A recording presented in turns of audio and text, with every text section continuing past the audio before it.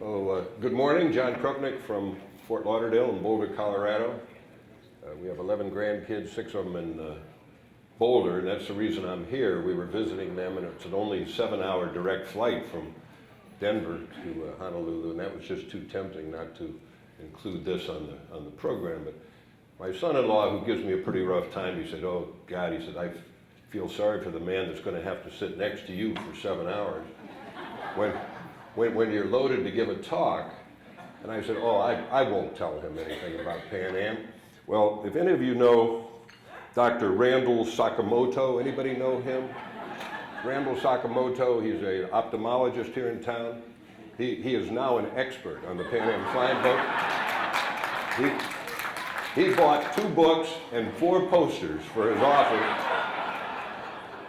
Otherwise, I couldn't have afforded to make the trip. But and I have one other confession to make. You'll find out during my talk that my fascination with Pan Am didn't come through aviation. It came through my love of the little Pacific Islands.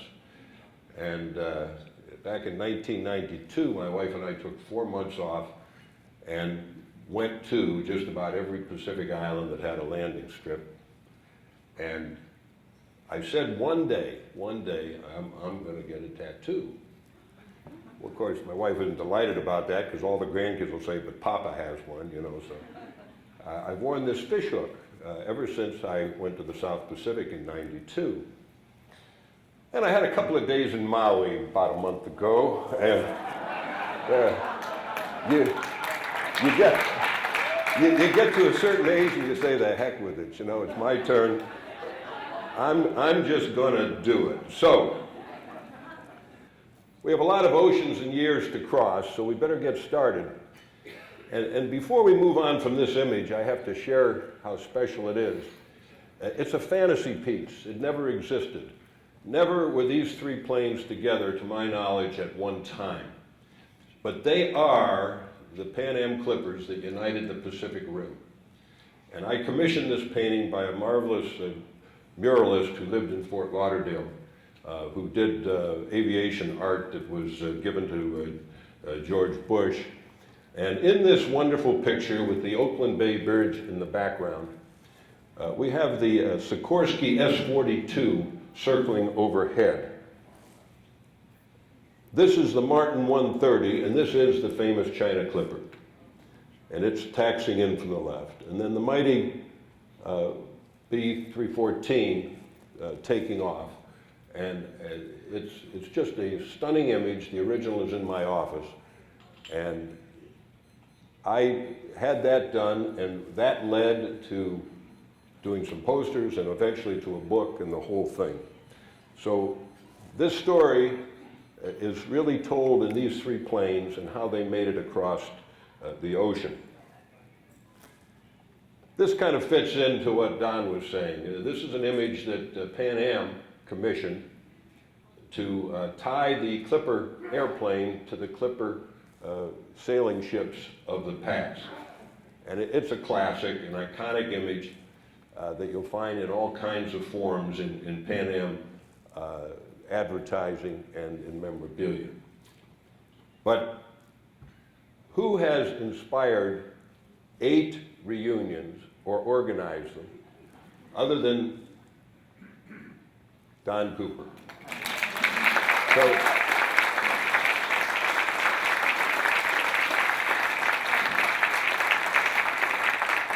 these reunions have been, as you folks well know, in Berlin, Victoria, British Columbia, in Idaho and Coeur d'Alene, now in Honolulu. And Don claims that this is going to be his last roundup, his last reunion. And I had the pleasure once of flying on a commercial plane that was making its last flight. And as you probably know, when the pilot comes in on his last flight, as he approaches the terminal, the fire trucks are on both sides and spraying that plane with honor for the captain. So I'd like you all to stand up, give Don a big round of applause. And where are you, Don? Don, where are you? Come on up here a minute. Come on up just a minute. Come on, where are you? I lied to you. I said I'd only do an hour and a half. It's going to be 2 hours. No. All right. Thanks, John. With appreciation and gratitude, Thank you. now,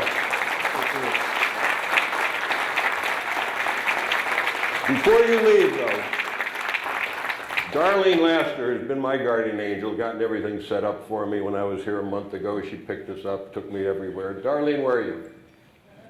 Come on up. Come on. We're not going to... I told her I wanted to wear a lei. She had it for me this morning. So if you would come up, we got one for you too. Well, that's mine. I've been protecting it. Thank you. All right, so how many sleepless nights? Well, how many sleepless nights? The last 2 weeks. Yeah, and fought through sickness and all. Thank you so much. That's great.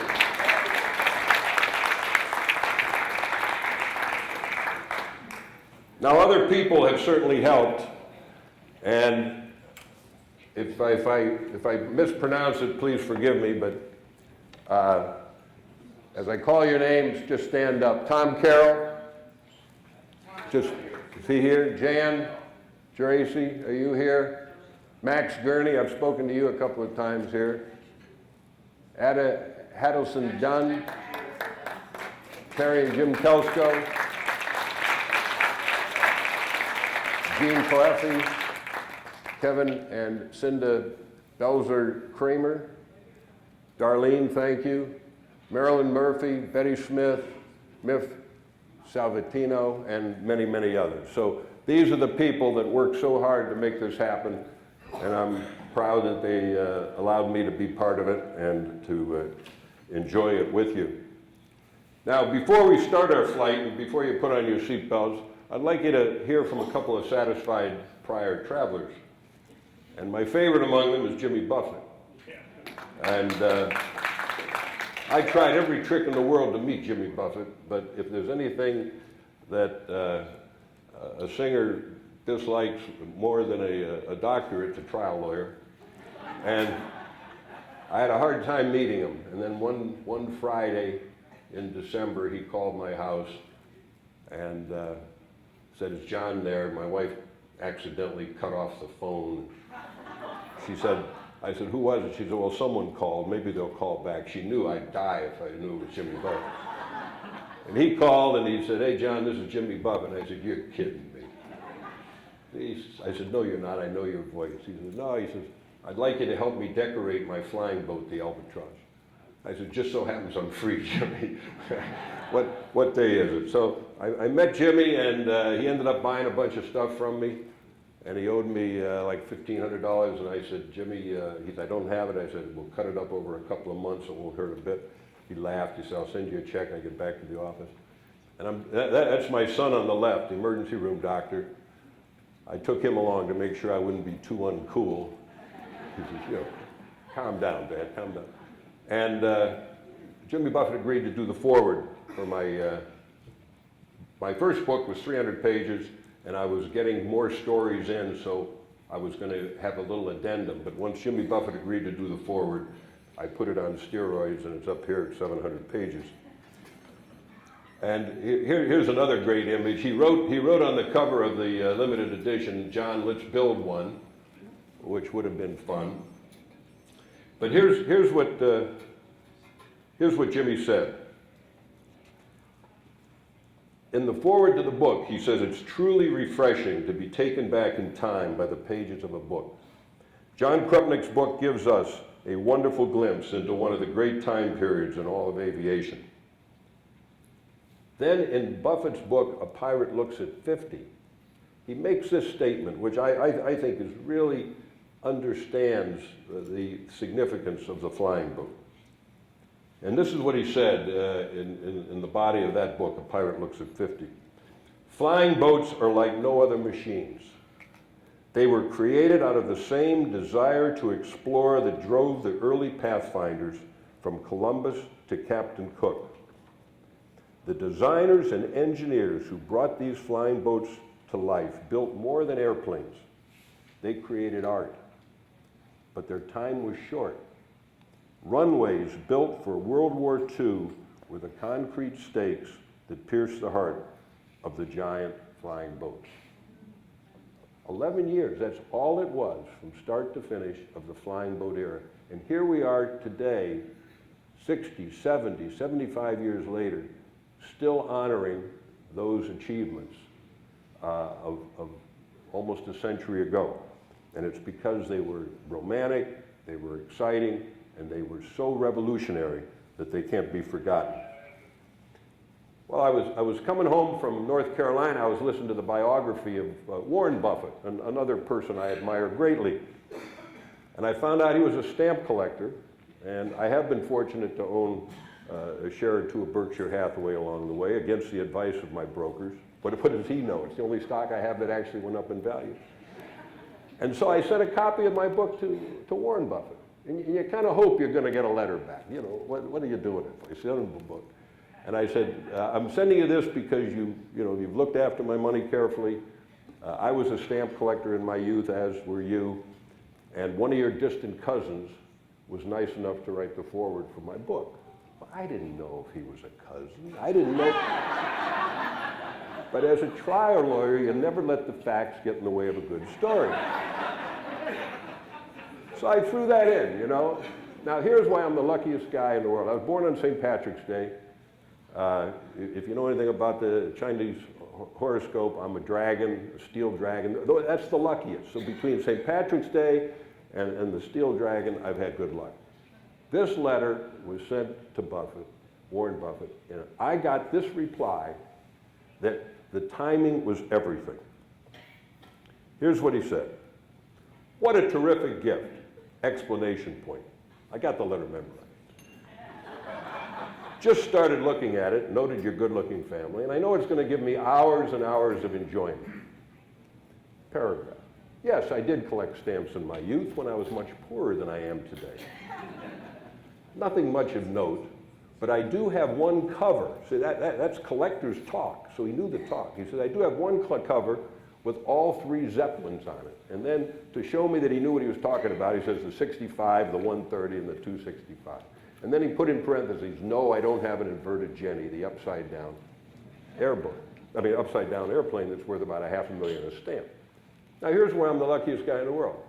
Tomorrow, by chance, Jimmy Buffett and his daughter are coming by for lunch, and we'll have a lot of fun talking about your book together. Now, what is Warren Buffett and Jimmy Buffett talking about but a trial lawyer in Fort Lauderdale that neither one of them would give the time of day to, except we connect through Pan Am. So that was my bridge. This is something you cannot get on eBay. And I've got pictured in my office of, our dog's name was Buffett too, and I got him arranged. I got him arranged by good looks. The dog, Buffett, Jimmy Buffett, Warren Buffett. Then I got him arranged by intelligence, Warren Buffett, Jimmy Buffett, and my dog. And I admire him greatly, and I admire Jimmy Buffett greatly, and to think that for 10 minutes, when they met in Omaha, they were talking about a trial lawyer in Fort Lauderdale. So that's what this collection has given to me. Well, everyone always says, you're not a pilot. I'm not. My son, the emergency room doctor, said, Dad, you have an hysterical response to critical situations. Do not become an emergency room doctor. Do not become a pilot. Stick to trial law. You're not going to hurt anybody when you get hysterical in response to something going on. So I've stayed away from emergency medicine and from flying because when things start to go wrong, I say, oh my God, what are we going to do? You can't do that when you're a pilot or emergency room doctor.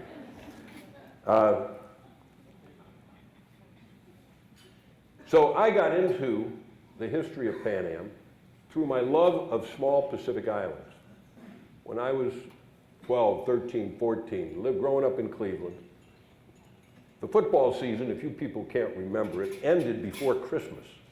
They'd have the championship game about December 23rd, and that was it. And if you lived in Cleveland, you'd put up the storm windows. There was nothing to do till baseball came in April. I mean, there wasn't any basketball anyone cared about.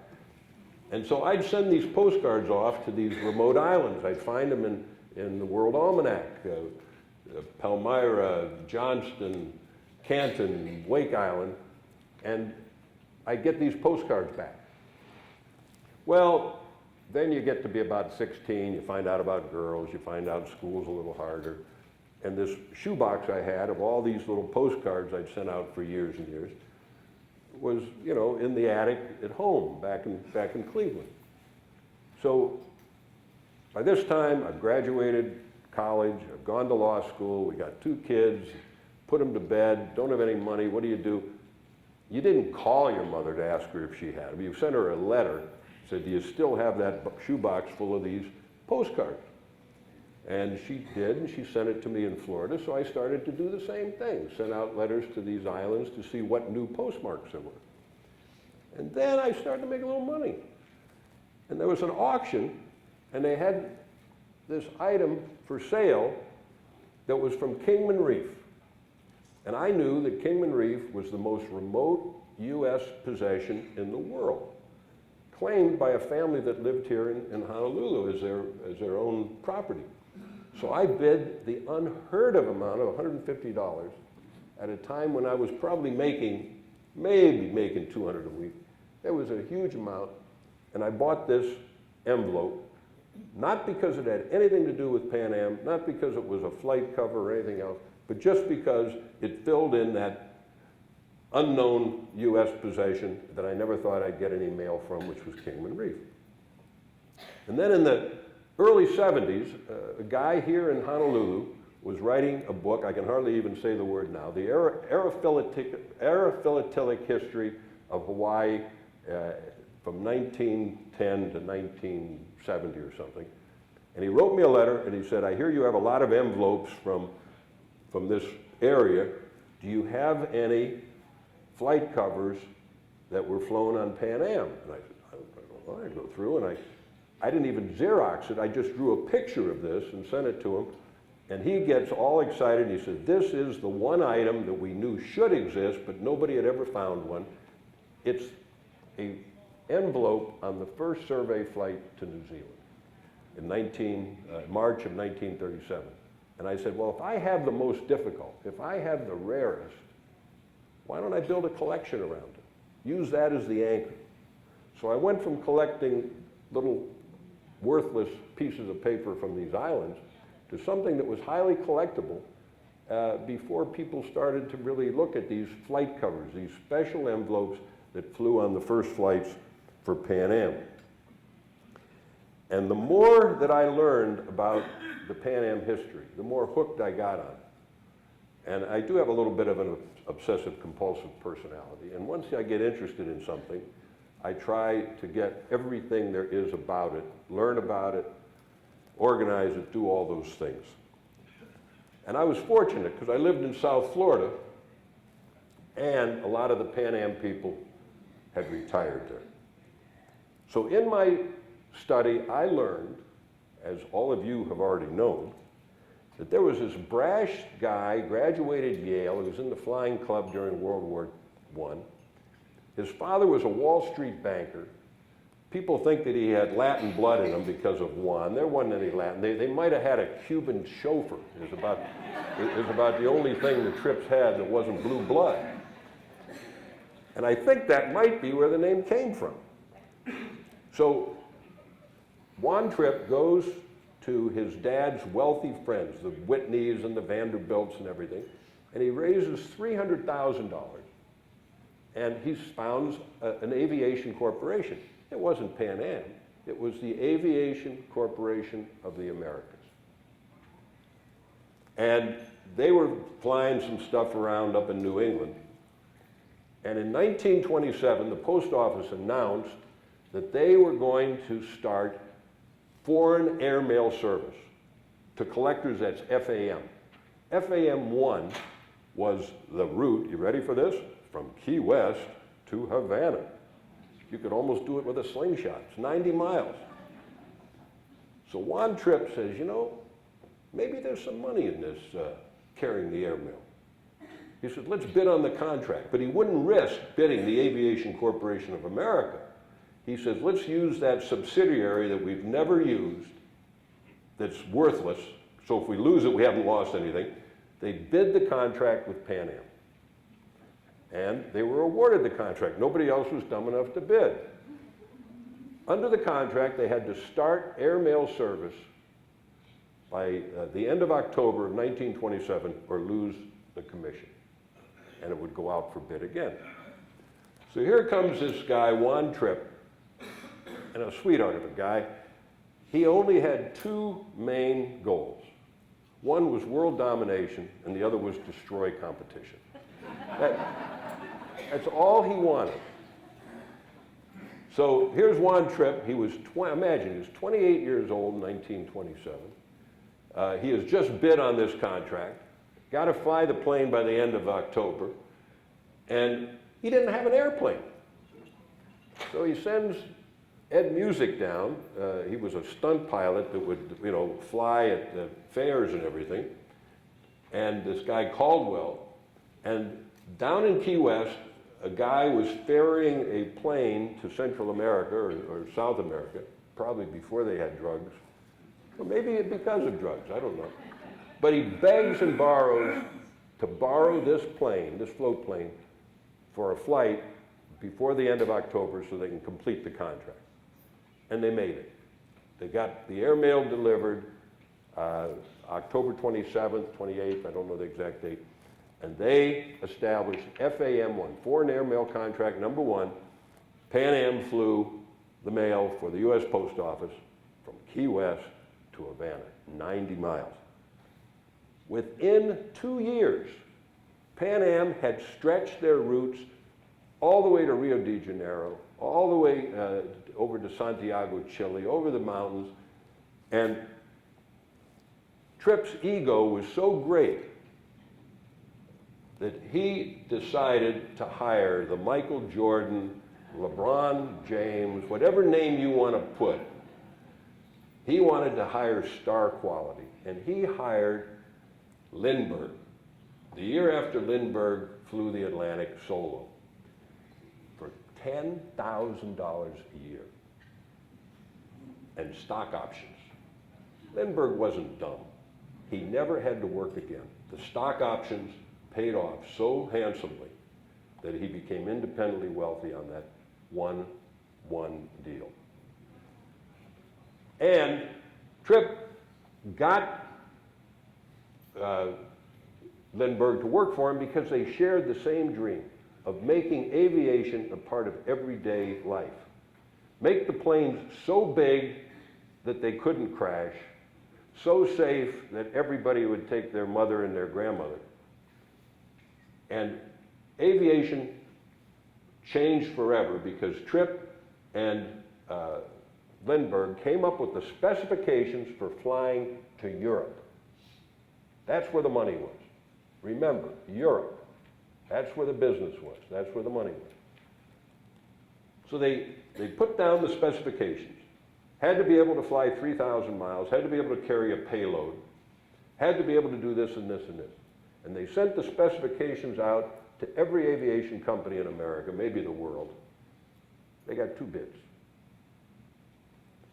They got a bid from the Sikorsky from Connecticut, and their bid was for the S-42. Now, the S-42,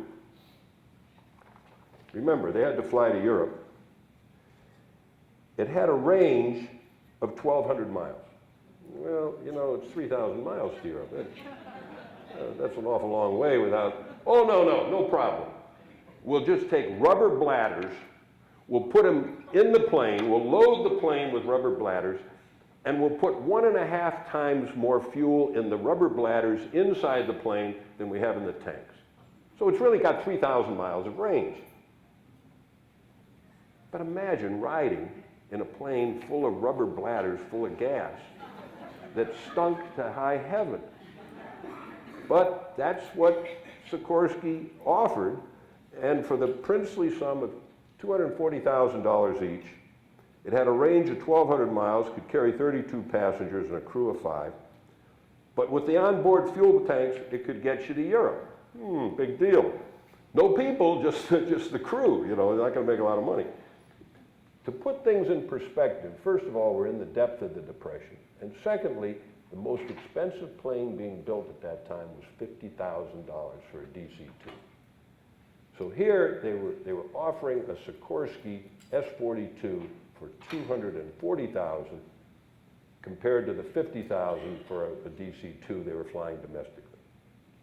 That was the bid from Sikorsky. But along comes Martin, Glenn Martin, famous World War I aviator. And he's going to give them a real plane with real range. And that plane is the Martin 130. Now the Martin 130 cost $450,000. It had a range of 3,200 miles. It could carry 46 day passengers, 18 to 30 overnight, had a crew of 7. Well, to buy either one of those packages, either 3 of the Sikorskys or 3 of the Martins, would have been the most outlandish purchase for this little corporation of Pan Am. So you know what Jon Tripp did? He signed both contracts. He bought 3 Sikorskys, he bought 3 Martins, and in his classic way, he set them against each other. You think you're so good? Let's see what kind of plane you can build. Well, Tripp did that throughout his career. He was always setting up situations where people had to compete against other people. And in this case, they signed the contracts in 32. The S-42 was delivered in 34. And Tripp said, oh, good, well, now we'll get the Martins, we'll fly to Europe. One serious problem. The United States would not let any foreign power land in New York or in Honolulu. So guess what they said? You're not coming to Europe. Now, Tripp has just bought 6 airplanes that are going to bankrupt the company to fly to Europe. And what happened when they couldn't fly to Europe? Did Tripp cancel the contracts, try to get out of it? Hell no. He just said, we'll show them, we'll fly to Hong Kong. A lot of business in Hong Kong. A lot of Chinese in Hong Kong. We could fly there, make a lot of money. He forgot one thing. Hong Kong's British. So now Tripp's got 6 planes. He can't fly them to Europe. He can't fly them to Hong Kong. He says, we'll go to Manila. You know, there was nothing in Manila. Manila was the backwater of the world. They got carts drawn by water buffalo. But Tripp made it sound like it'd be the greatest destination in the world. We're going to fly to Manila. There was nothing there. And as Ed pointed out to you, in order to get to Manila, you had to fly across this ocean. We all knew there was Honolulu there. Midway was a cable base where they brought the Trans-Pacific cable in, so at least we had an island there that we controlled. And as Ed properly pointed out, there was nothing between Midway and Guam, and it was too far to fly, and Tripp literally went to the library and found Wake Island. The United States immediately claimed it as their possession, much to the chagrin of the Japanese, who had used it for years for fishermen. When they were in trouble, they could stay over. And that's why they called Pan Am the chosen instrument. They needed it, the government did it. So in order to get to Manila, they go to Honolulu the first night, stay at the Royal Hawaiian, wasn't bad. They go to Midway, they go to Wake, they go to Guam, and then the last flight they go to Manila. So, to build the bases, they chartered this Alaskan freighter, the North Haven, and here it is at Pier 22 in San Francisco, loaded with 100 construction workers, all the equipment, all the thing to build these bases in, they had to build whole cities or towns in Midway and Wake, and they had to do a lot of improvements in Midway and Guam and in Manila. So they departed in March of 1935, and they went to Honolulu, and they set up these directional finders so that the pilots could find the island. And as soon as they did that, they went on to Midway. And as soon as they left Honolulu in April, they made arrangements for the first flight to Honolulu in April. Then they'd go to Midway. When they get that base done in June, they'd go on to Wake. And here's what these little bases look like. On the ship were the station managers for the Pacific bases. And on the far left is a guy named Gregory. I didn't have much feeling for him. He's kind of a quiet guy. Bricknell was a retired Navy officer, big personality. Lauder was kind of a store clerk type, nice guy. And here on the end is Myron Ken Kendler. Became my friend. Found him in Fort Lauderdale. Delightful, delightful man. He went out. He'd gone to Johns Hopkins Medical School, and he was going to get the princely sum of $100 a month to be the doctor on Wake Island and the doctor on the expedition going out. And we remained friends from the time I met him in '96 until he passed away. And he told me a lot of good stories and gave me a lot of pictures. So here's the base being built at Midway. And these are the directional finders. This was the invention of Pan Am, and it allowed them to get these pilots to these little islands. They'd line them up as long as they could, and then as the pilot came in, if he stayed on one side of the line, he'd get one signal, the other side he'd get the other, but if he was right on target, he'd find this little speck using these radio directional finders. So this is another view of downtown Midway. They had outdoor movie theater, a lot of crabs. Wake, pretty much the same.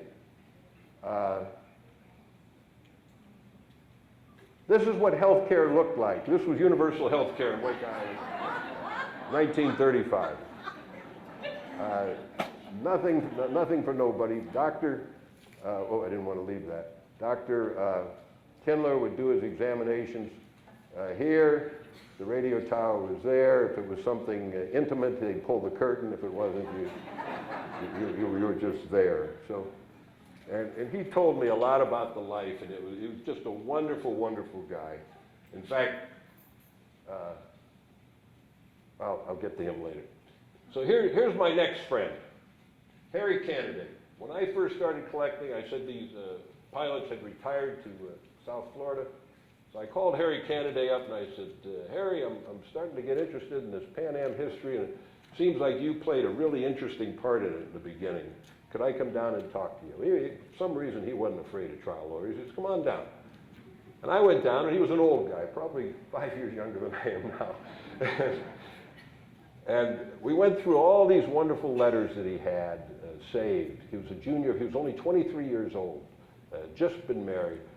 And he had all these wonderful letters. I get done and I said, gosh, I've just started to collect this stuff. Could I buy a couple of these from you? He says, hell no. He says, I'm going to give them to you. Nobody in my family cares a hoot about them.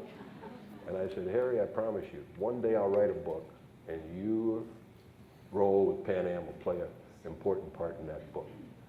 And we stayed in touch until he passed away. And his granddaughter wrote to me after he died. And, after they had the service at the church, they went back, they got out my book, and they read the sections that I had written about Harry Candidate. And it was just a wonderful feeling that I'd kept my promise, and it meant so much to the family when he passed away that his remarkable role with Pan Am was not forgotten. So he's our guide.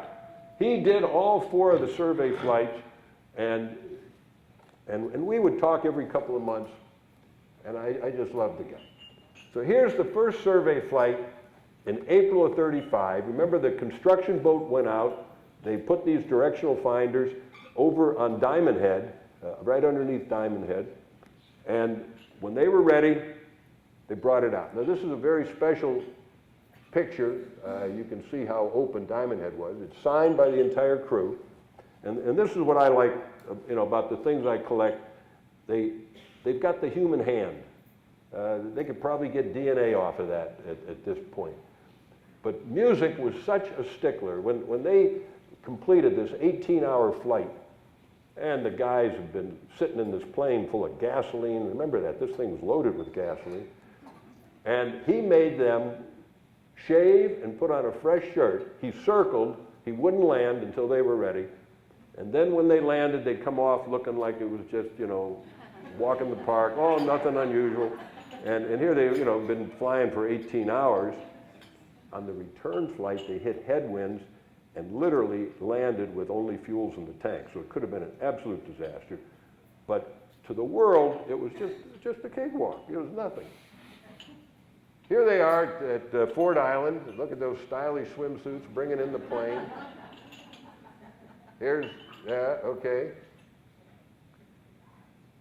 Always a good crowd. And I love this one.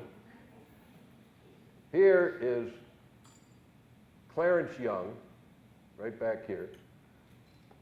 He was 47 years old, chain smoking, cursing, and he married a 23-year-old starlet named Moran, Lois Moran, who was in Of Thee I Sing on Broadway. And guess what? He wrote the whole thing off to Pan Am. They came over on the Laura line. They stayed at the Royal Hawaiian. They had their honeymoon at the expense of Pan Am while he's waiting for the plane to come. And here he is now, newly married, greeting. Captain Music is next to him, the famous Music, Lindbergh, and Amelia Earhart were the most famous aviators in the world. And this man in front was the main mechanic in Miami. They moved him out here, and his daughter and I are still friends. A guy named Phil Burst, and he was in on all the flights. So I connected with these people on several different levels. And here they are taking the pose of the Four Horsemen of Notre Dame. You've got my buddy Harry Candidate here on the end, a young, fresh-faced kid. You got Music, the recognized, where's my red dot? I don't even see it there. Music's in the middle. And Noonan was the drunk who was the navigator for Amelia Earhart when she disappeared. He lasted about 8 or 10 flights with Pan Am, drank himself out of the job. It's unfortunate, he was a good navigator when he was sober. And then you have Clarence Young in the back, who was the commercial manager for Pan Am. And this is a flight cover. And this one's rather common. Anybody interested in it can probably pick one up on eBay for $25, $30. But it has such history in it. It has the 2 cachets, one for the flight from Honolulu, from the US to Honolulu, and another one from Honolulu back. And you could buy that $10, $15 without the signatures. With the signatures, things get a little pricier, but still not ridiculous. And I love it because it's real history. The people actually flew it, they signed it. It's a moment in history that these people bring alive. So for the flight from Honolulu to Midway, that's the first flight to Midway, they carved these cachets with the Goonie bird. The Goonie birds are all over at Midway, so they carved this in a wood block, and these were mainly for their family and friends. So the ones to Wake and Midway are quite special. The ones to Hawaii and Guam are more common. But here's Harry Candidate did this one for himself and addressed it to the family. They always loved to have a big meal on Midway Island and with ice cream. I mean, the idea that you could have ice cream in the middle of the Pacific, they just thought was cooler than cool. And wine. And so they'd take the menu and they'd stamp it and they'd send it home to their family and say, I had ice cream on Midway Island. And that was always a big deal. Well, now we're getting ready to fly to Wake in August of 1935. And they're using the S-42 filled with these bladders full of gas because Martin hadn't delivered yet. And they couldn't deliver one. In order to start trans-Pacific service, they needed 2 in order to have their weekly service. So just getting one done didn't do it. So Ed Music, the most famous pilot, is back in Baltimore learning how to fly the Martin 130, and Sullivan here, guy looked like a movie star. All these guys look like movie stars. You know, now you see the pilots, you see the flight attendants, nobody looks like a movie star. But back then, they all looked like movie stars. And unfortunately, Sullivan, on a flight to Lisbon, dipped a wing and flipped the plane, and a bunch of people were killed. And one of it, I think his first officer saved the life of Gene Froman, a singer or something, and then they ended up getting married. It was a wonderful love story. Other people know more of that history than I do. But this is the survey flight to Wake Island, music back, learning how to fly. And this is a wonderful letter that I'll share with you. I was doing my first book, and I took one of these envelopes that Harry Kennedy gave me, and gee, I think there's a letter inside. I open up the letter, and here's this love letter that Harry Kennedy wrote to his wife. 6 months ago today, to this very minute, we were married. They have been the happiest, most contented 6 months of my life. Whoop, did I move off it? There's the letter. I love you with my whole heart. There will never be another but you, your adoring husband, Harry. So I called Harry. He was living up in Tallahassee. I said, Harry, I got this envelope that you gave me, and there's a lovely love letter in it. It's kind of personal. Do you mind if I put it in the book? He said, hell, I've been married 67 years. What difference is it going to make? So, Harry and I got along well. He spoke the talk. So now we're in Guam, and music is still back in Baltimore, test flying the Martin 130. So Sullivan is here in the front. He loves standing in the front. He knew he was a good-looking guy. And my poor buddy Kennedy is hidden back here. You can hardly see. He's just got his hat there. I think Noonan was still hanging on. He hadn't drunk himself out of the position yet, but it wasn't long before he did. And here's the landing crew in Guam. You know, good-looking group, sharp. And here's a nice round trip Guam. As I said, the first flight to Honolulu with the 2 cachets is fairly common. The first flight to Guam is fairly common. Now, in your packet of materials, I've given you a couple of these replicas of these first flight covers because they really told the story to me, and maybe they'll tell the story to you. And we'll touch on the ones that you have in your envelope. The first one was the first flight to Honolulu, and it's signed by the entire crew. Now we come to November 22nd, 1935. The China Clipper has been done since October, but they couldn't start the first flights until November when the Philippine Clipper got done. So here they are, 59 bags of mail, over 100,000 letters. The mail weighed 2,000 pounds. There wasn't room for Harry Kennedy. My buddy, our guide, had to be left on the dock because the plane was overloaded with flight mail. And it was overloaded for a couple of reasons. One, the successful trips had ignited the enthusiasm of America and of the world. And secondly, Roosevelt was a stamp collector. So you put those two things together, and this was bigger than sliced bread. Plus, it's the Depression. People didn't have a lot of money to spend on things, and they could get together the money for a couple of stamps to put on these things. And it just overloaded the plane if Harry Kennedy was on it, so they left him off. Here they are getting ready to leave, and people talked in this really stilted talk. Here they are at their Alameda base getting ready, and here's Juan Tripp in a very conversational. China Clipper, are you ready? Captain Music replied. Pan American Airways, China Clipper standing by for orders, sir. Tripp stated, stand by, Captain Music, for station reports, which came in from Honolulu, Midway, Wake, Guam, and Manila. Tripp stated, stand by all stations, Postmaster General Farley.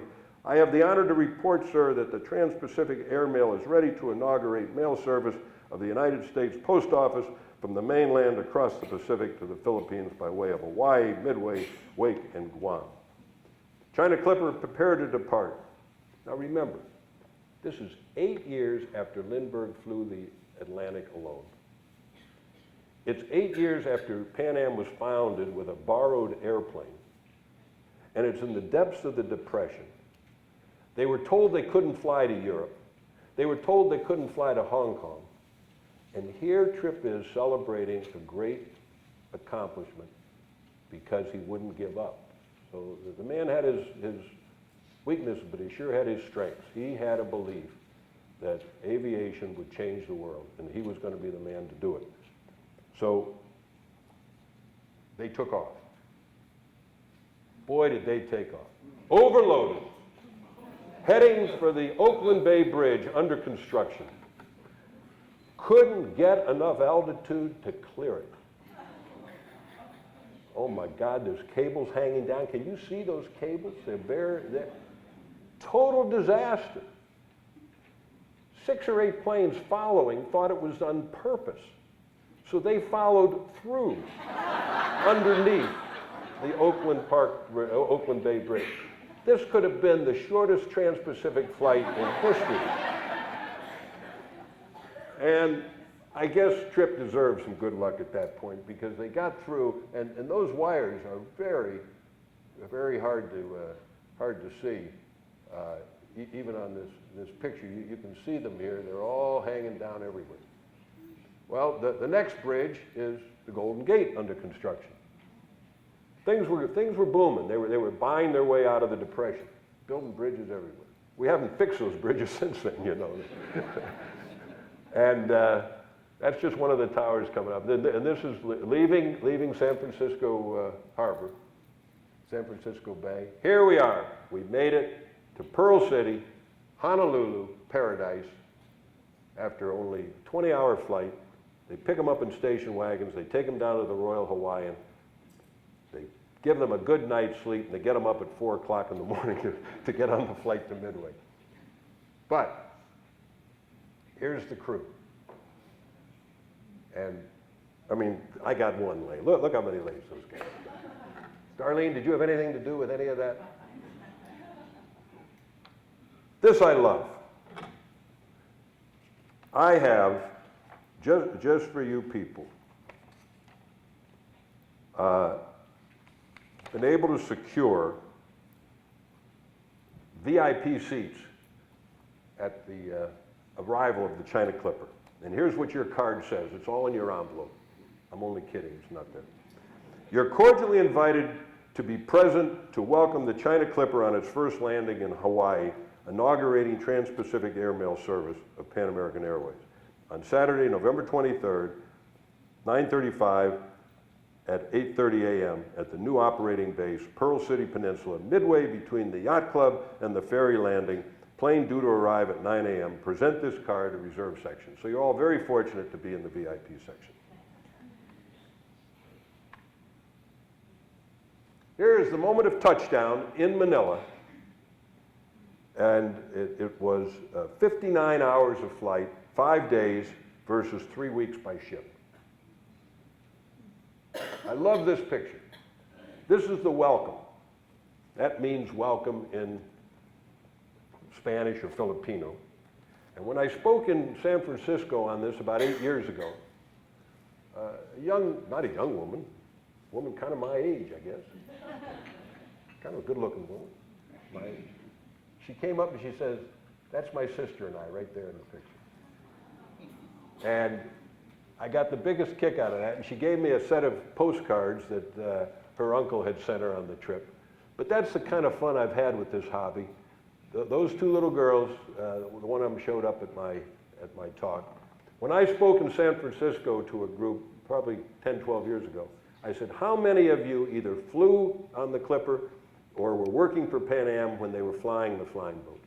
23 people stood up and told me the jobs they had. One of them was Ken Beer, 100 years old. He was the captain on the first passenger flight to New Zealand. He signed an envelope for me called a flight cover. 60 years after he flew it, and his handwriting was as steady as a schoolboy's. He was national tennis champ from the time he was 80 until he was 100. He said it gets easier and easier. All I got to do is hit the ball over the net and I win the point. And he was there with his 78-year-old son.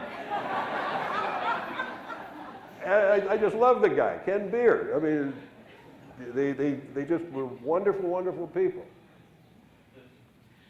Now here's the banquet held at the palace in Manila.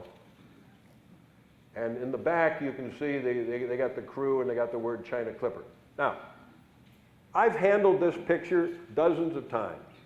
I have it in the slideshow.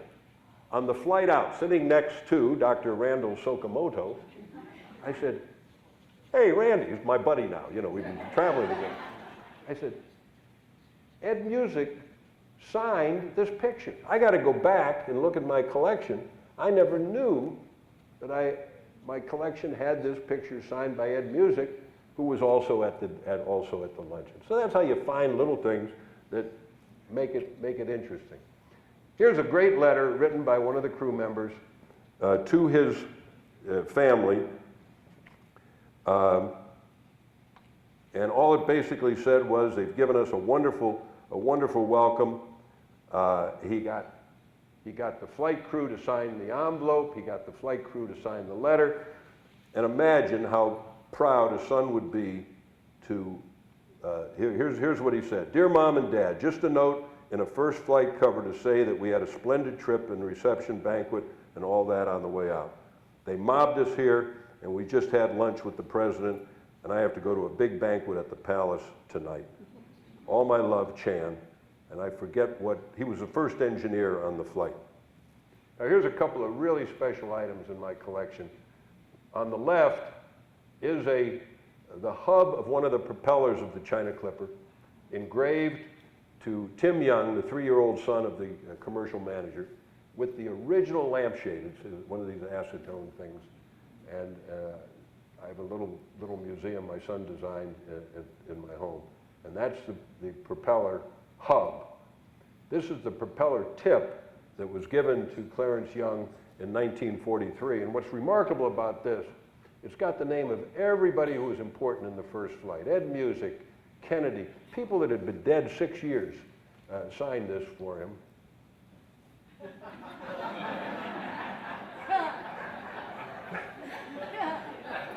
I mean, Music had gone in 1938, but they got him to sign this in 1943. I guess I said that too fast. I don't know. Two other really special items. This is the ribbon that the crew would wear and the staff would wear in Manila when they had the celebration. And I said I knew the daughter of the mechanic. I'm sure it's the only one surviving. And after they did 2 flights, the China Clipper made its first flight and the Philippine Clipper made a successful flight. They pulled them out of service for about 6-8 weeks. They sent the engines back, 16-cylinder engines. They had to rework all the piston heads to get more horsepower. And they took the old piston heads and made them into souvenirs. And this one was to One Trip by Pratt & Whitney. And I get this call before eBay. He says, Mr. Krupnick, a very heavy German. He says, I got something I think you want. And I said, what is it that I want? He says, I was the butler for the trips. And I have the gift here, and he had, I'll show you some other things. He had some things I wanted, so I got the, I got all of them. But now, this is a sweet story. Remember Dr. Kindler was on the North Haven. He was the doctor for Wake Island, had that wonderful examining office below the lookout tower. I met him in Fort Lauderdale. I went to a stamp show, and a guy sold me a card that was signed by the doctor on Wake Island. And I bought it for $5, and I'm walking away from the table, and on the back of the card was an ad for a stamp show like 3 months before. And I said, wait a minute, this isn't old. He said, I never said it was old. I only said it was signed by the doctor from Wake Island. So I called the doctor. I said, Doctor, I just paid $5 for your signature on a worthless card. And he says, I'd like to come out and meet you. Well, I went out and met him, and we became good friends. And I had him over for dinner, and he had all these wonderful envelopes, and I said, Ken, is there any way I could acquire these for my collection? You know, I'll give money to your charity, whatever you want. And he said, oh, John, I've had them for 60 cents. And his wife says, Myron, this man's going to get them sooner or later, so why don't you have the pleasure of giving them to him now while you're still with us, you know? So with that gentle nudge from his delightful wife, they all ended up in my collection. What makes this so exciting is on the return flight of the China Clipper, Ken Kendler became the first passenger to ever fly on the China Clipper. And he wrote this letter to his mother. And it's just classic because it captures it captures the excitement of the moment by someone who lived it. And this is what's inside this letter. December 5th, 1935. Now he's flying back to the United States. He spent a year on Wake Island. He felt that his medical practice was stagnating. He had to get back and get working. Darlings, all of you, progress in speed has assumed regular scheduled transportation over these former vast expanses of water. Indeed, it was a privilege and a pleasure to return aboard the China Clipper on its maiden voyage. A word about the giant airliner. No doubt you have read considerably about it in the newspapers. The China Clipper is a flying miniature hotel weighing 61,000 pounds loaded. There is room for about 50 passengers. It accommodates 16 large-sized berths. When you'd be having dinner in the dining room, they'd be making your seat up into like a Pullman berth so you could sleep. There are arrangements for complete steward service. A lounge room is large, over 6 feet headroom. Comfortable seating in clubroom style. Very spacious, free to walk about.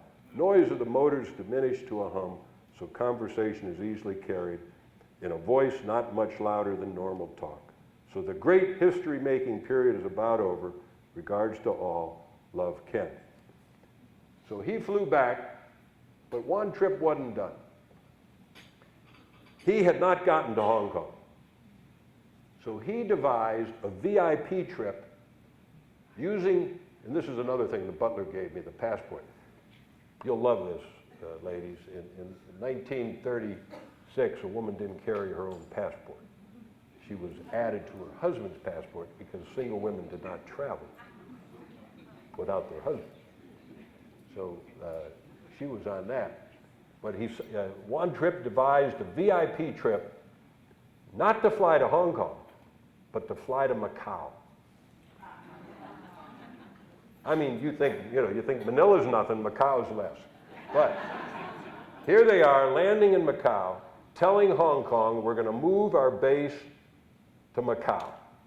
Well, the Chinese merchants went nuts. They said, the heck with this being British.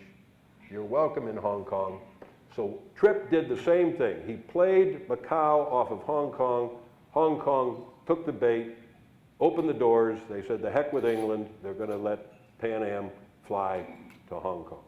So Trippe got what he wanted. He got his direct connection to Hong Kong. Even though he couldn't go to Europe, he had a viable run. That's the North Pacific. Take a breath. We're going to go to the South Pacific. And I call this fools rush in where angels fear to tread. This had to be the dumbest thing that Juan Trippe ever did. Because they couldn't use English bases, the only places they could land going to New Zealand, first of all, Australia wouldn't let them in. Australia was more British than the British. New Zealand was like desperate. They were so isolated in the world, they said, we don't care what the Queen Mother says, we want a plane to come to New Zealand. So they allowed Pan Am to come, but they had to start the flights by the end of 1937. So the first stop was going to be Honolulu. Then they were going to use Kingman Reef. Kingman Reef is a reef in the middle of the Pacific. At low tide, the land area is slightly bigger than this auditorium. Seriously. That's all it was. Then they were going to go to Pago Pago, Pongo, depending how you pronounce it, American Samoa, has a beautiful harbor completely surrounded by 2,000-foot hills. In order to land, you must come in at the end of the flight. At least you're empty, you don't have to come in hot. You come in, you land, you got to stop immediately or you go up on the reef. Very dangerous, but at least it was American. Then you could fly on to Auckland in New Zealand. Again, they outfitted, instead of being the North Haven, this was the North Wind, and they left March 10th, 1937, with 5 men to be at Kingman Reef to serve as the station ship. His son, Dan Vucic's son, gave me this log. This was a previously unknown historical document recounting the first flight to New Zealand. And this guy was called the supercargo, and the supercargo is the guy that is responsible for loading the ship, running the ship. He's not the captain of the ship, but he controls everything else. And it was his log that he kept along with the doctor. Here is Kingman Reef. This was the second stop on the flight to New Zealand. It was a joke.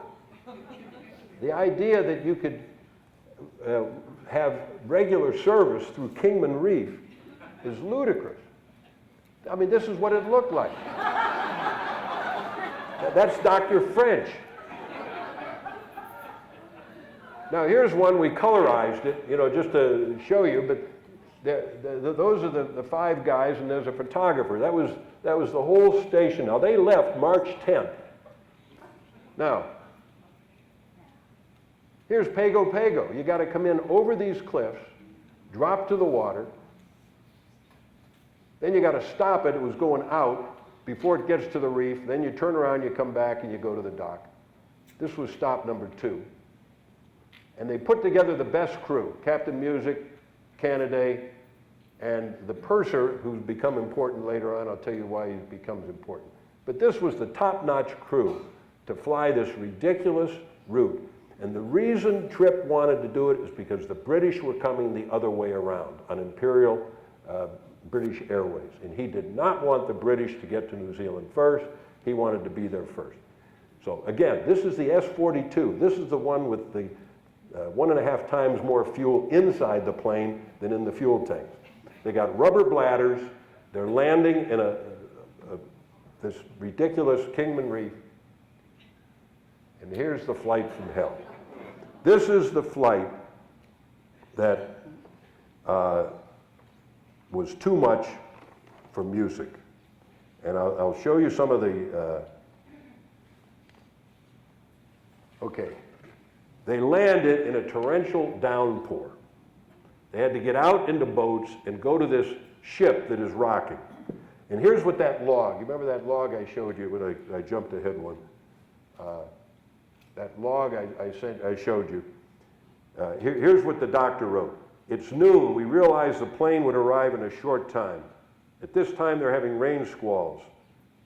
Very, very hard. Visibility was bad, almost zero. However, she kept coming through. What else could she do? She didn't have enough fuel to go back. They're trying to find this little speck, and they're saying she kept coming through. Desperate, looking for the island. The place is reeking of fuel. They fly over low. They couldn't see it. Then they circled around for 45 minutes. They finally found it, and they landed in a very heavy storm, much drenched. Delightful. Then here's what Vucic wrote in his.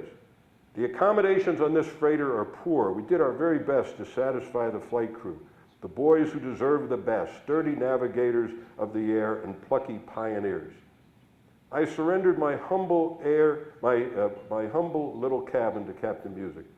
I had 2 lays in my cabin. I remember, he got the lays March 10th. This is March 24th. They've been sitting in a hot cabin for 2 weeks. He comes in a driving rain. His raincoat is leaking, and they put 2 lays around his neck that are 2 weeks old. I mean, can you think of a more miserable I mean, don't they look miserable? Absolutely ridiculous. Now here they are coming into Pago Pago, which wasn't much better. You have to drop like a rock.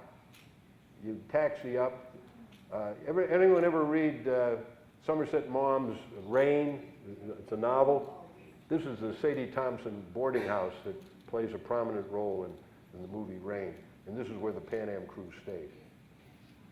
Here they are coming ashore in New Zealand after this perilous flight, just miserable flight. Captain Music leading the way. My buddy Harry Canaday down here, he was 23. Gaddy was a very famous navigator. He went around the world with Wally Post. Wally Post, of course, was the aviator that was flying with Will Rogers when he died. But Gaddy was from Tasmania and they thought that he would get them into Australia. He was trying to do the same thing with New Zealand that he did with Manila and Hong Kong. He was trying to use New Zealand to get to Australia. And here they are at Mechanics Bay in Australia, and they were so excited to see him. Wait a minute, look at this. Look at Ed Music's eye. He looks exhausted. He's thinking, what in the hell am I risking my life in this plane trying to come down here just to beat the British? And I got to do it again 4 days after I get back in order to get service going. He looked disgusted. Now, here's that envelope that got me started collecting because it was the only one known. 2 others have been found. They're both in my collection. So there were 3 letters to Kingman Reef. That's in your envelope, this particular one. This one I love because the purser, I showed you the purser on the crew on the far left, a guy named Ivan Parker. He did this one to President Roosevelt. It's the only one known that was on the flight to New Zealand that was postmarked in American Samoa. So it's a unique item.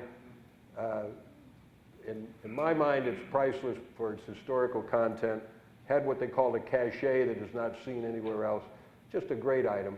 And this is the most desirable of these flight covers in existence. Gaddy trained in aviation in the United States, and a friend of his wrote a letter to him and addressed it to Clarence Young at their base in Alameda. And when Music was making the flight to New Zealand, he carried this letter from San Francisco to Honolulu, from Honolulu to Kingman Reef to American Samoa, and the only letter carried by Music on the first survey flight to New Zealand. It's just an absolute gem of history that I put in your envelope. The second time they went to Kingman Reef, that old freighter was gone. They had substituted the Fairwind, which was a sailboat. I don't think it was much of an improvement. And this is why they had the competition. On the second flight, the British have arrived, Christmas Day, 1937, and they have a friendly meeting, and I'm sure it was friendly, yeah, right. The competition, you could almost cut it with a knife at that point. The Music doesn't look too happy. You know, he looked a lot like Humphrey Bogart, didn't he? And, it was just killing him. It was just killing him. They had to go back 4 days later. On the next trip, when they took off from American Samoa, an oil leak developed in one of the engines. And I showed you that harbor was so tight that if you came in full of fuel, you'd come in too hot, too much power, you'd land and you'd go up on the reef and destroy the plane. So as Music is circling back to make an emergency landing at American Samoa, he has to jettison his jet fuel. In jettisoning the fuel, the dump valve was not quite long enough. They got creep, they got the vapors and the gas coming back up, and when they hit the engine, the plane exploded.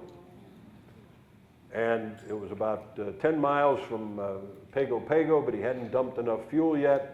He had to dump more fuel, and it was a tragedy. In the Polynesian way, they made a huge memorial wreath. They took it to the site of where the plane crash occurred, and they put it in the water. The CAB, the Civil Aeronautics Board, which was our FAA, closed the route through Kingman Reef and American Samoa. Far too dangerous. They didn't attempt any more flights until they got the Boeing 314. The Boeing 314 came on in February of 1939. And it was a real airplane. But it's kind of fun to look at this. This was how they thought it was going to look. There's only one tail fin. Do you see that? Single fin. And they found out that that was not stable when they were taxing and winds. So they went to the double fin, okay? By the time they built the plane, which was a beautiful plane, the triple tail fins had become standard. The new route, now as World War II is coming, all these old things about you can't land in my place, I can't land in yours, were being forgotten. Europe needed help. The British gave us Canton Island to use as a mid-Pacific base. The French said, come on down, New Caledonia will make you feel welcome. You're going to hear a wonderful talk about New Caledonia later. And with the Boeing 314, it was good. Now, this is Canton Island, beautiful lagoon. They built the hotel up in this area, and they did the same thing as they'd done before. They built the villages. This is a lighthouse they built to the memory of Ed Music on Canton Island. It's still there. In my book, I sent a roll of film to Canton Island, and I asked the next yachty going through to take some pictures and send it back to me. And they're in the book from 1997 about, and I think it's still there. Jimmy Buffett and I talked about going down and getting this plaque and bringing it back and putting it in the museum in San Francisco. One trouble, the country of Kitty Boss didn't think it was such a good idea.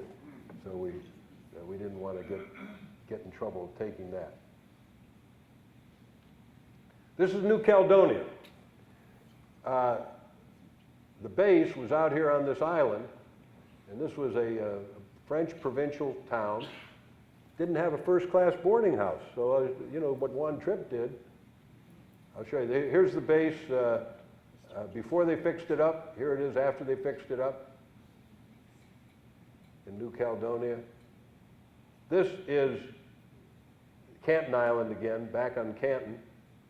This is New Caledonia. You can see the base that they had fixed up. That was their headquarters.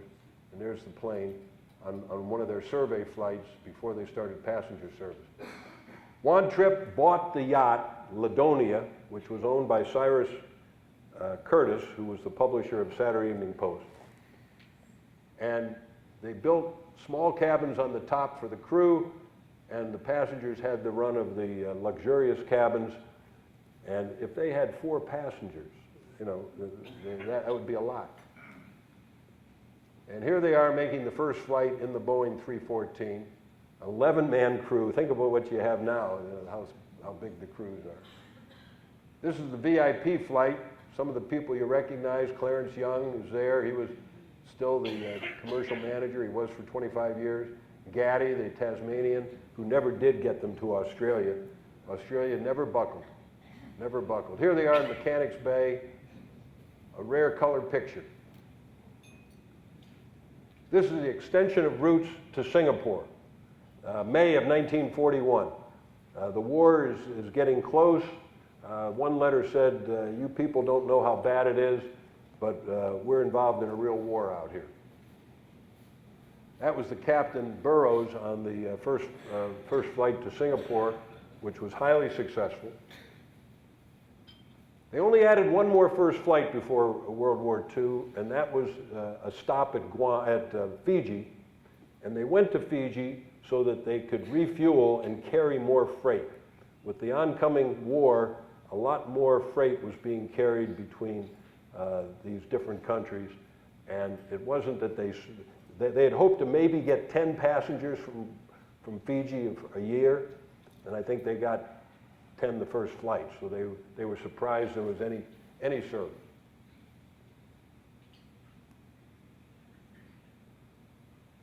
Getting a little tired of doing these first flights. This is in my collection. It's the only known Fiji first flight that had the whole crew signing it. There's a lot of them that just had the captain, but by now they're saying, come on, that's old stuff, man. We're not doing that anymore. So they didn't do the first flight. Here's what it looked like at the outbreak of World War II. They were coming to Honolulu from both San Francisco and LA. Then the northern route would go to Midway, Wake, Guam, Hong Kong, Singapore. The southern route would go through Canton Island, Fiji, New Caledonia, and Auckland. Now we're going to go to the last flight, April of 1946. I told you it was a short period. April 35 was the first survey flight. April 46 is the last flight. Now, if any of you people go to flea markets, I'm going to tell you something you can look for, because there ought to be a lot of them, and I have found one after looking for 40 years, and maybe they're out here in Hawaii. I don't know where they are, but the public relations director for Pan Am, a guy named Bill Van Dusen, would write what he called Dear Senior letters to all the editors in America, 2,500 newspaper editors, and he'd keep them up to date on what was going on with Pan Am. And I've got 15 or 20 of these Dear Senior letters. But on this last flight, and here that's the mechanic and that's the captain, I could never find what I call the bookend, the last flight. And I finally talked a collector out of one, but I tell all of you to look for it because maybe you'll find it someday. All right, here's the picture that's in my book here. Without it, the only person I knew was the captain on the far left, Terrell, Dent Terrell. And this was the crew. So when I spoke in San Francisco at the 75th anniversary, somebody came up, and I'm going to do a book again called Final Flight. I'll show you the cover of it. And they said, you know, the flight engineer, the flight engineer from the final flight is in your audience tonight, Tom Keewan. And I said, oh, really? I said, yeah. So I said, let me meet him. So I go down and say, hey, Tom, I'm Jon Krupnick. He says, oh, I know who you are. I got your book. I said, oh, Tom. I said, I want to do another book. I want to call it Final Flight. And I want to tell a lot about this final flight. Do you happen to remember any of your crew members? He says, yeah, one of them was Jon Krupnick. And I'm thinking, oh, my God. He's old. He's confused. I'm Jon Krupnick. He's Tom Keewan. I said, Tom, I'm Jon Krupnick. Do you remember the name of any of your flight crew? He said, yeah, one of them was Krupnick. I flew the Pacific with him half a dozen times. I said, you're kidding me. So he said, no, I'll send you a picture, the official picture of this flight, because I was on it. Tom Keewan is right there. He's a tall, good-looking guy. Unfortunately, this man just died December of Christmas this year, so Keewan's the last surviving member. All right, here's that letter I'm telling you about. This is what the envelope will look like. You go to a flea market, you find an envelope. It's going to be a Pan Am envelope. Legal, it's going to say news, and it's going to have a 5-page letter. And I'll read you the best part of that letter. I love this letter. And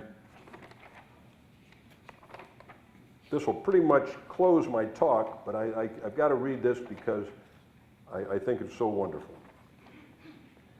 Very ordinary looking envelope. Public relations man Van Dusen wrote it. And here's what he wrote.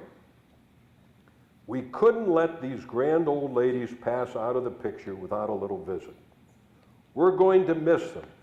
Why, they had more sex and glamour in 5 minutes than we can build into a land plane in 5 years.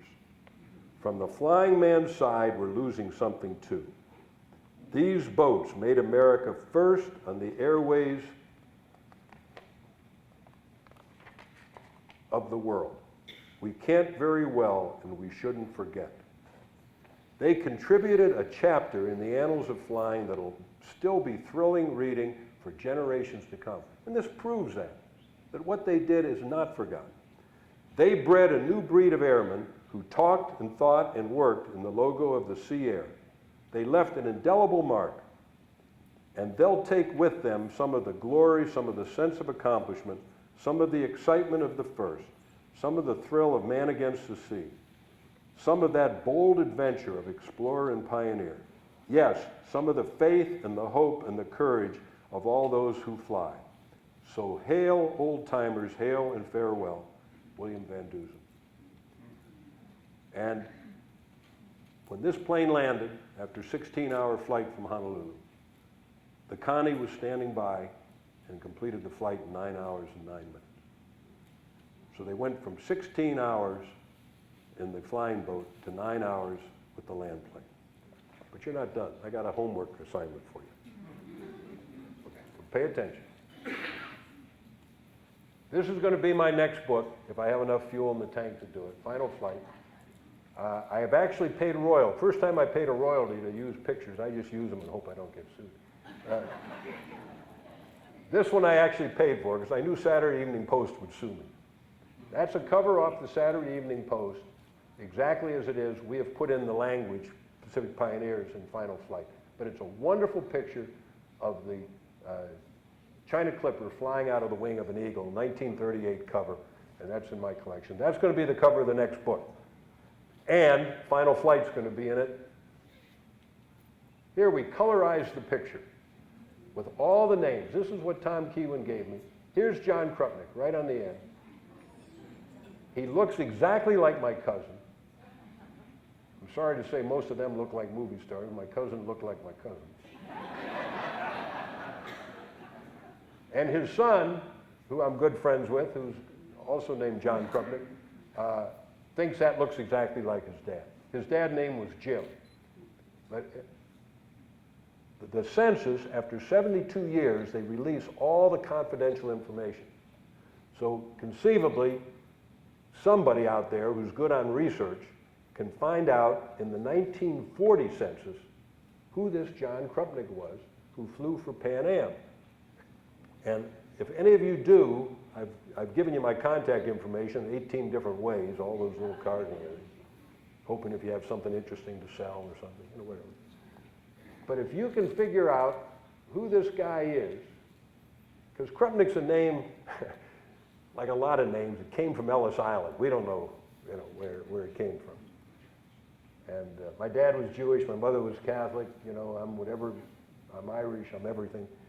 So knowing the real history doesn't matter. Somehow, some way, he picked up the name Krupnick, and he was the radio engineer on 6 flights. There's Jon Krupnick. Somebody find him for me. This is a copy of the print that I gave to everybody at the 75th anniversary. The original is in my collection. I am not a member of the Pan Am family, but by adoption, you have now got me for better or for worse. I love talking to you guys. It's been a real pleasure. I hope you've enjoyed a flight back in time. Thanks a lot.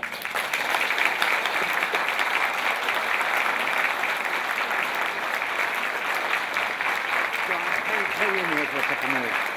That was a wonderful, that was just an absolutely wonderful. Thank you.